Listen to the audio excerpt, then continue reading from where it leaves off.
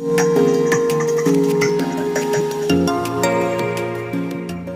भर में कौमी इंसदाद पोलियो मुहिम का बाकायदा आगाज हो गया।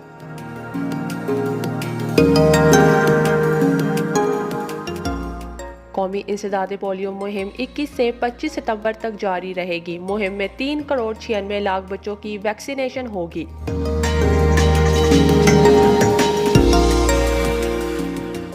मुहिम में 3 रोज और 2 रोज कैचअप डेज होंगे।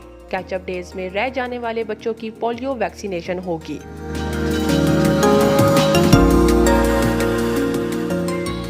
कौमी इंसदाद पोलियो मुहिम आज़ाद कश्मीर, गिलगित बल्तिस्तान और 4 और सूबों में होगी। मुहिम में 3 करोड़ 96 लाख बच्चों की वैक्सीनेशन होगी, जबकि मुहिम में 2,70,000 वर्कर्स हिस्सा लेंगे।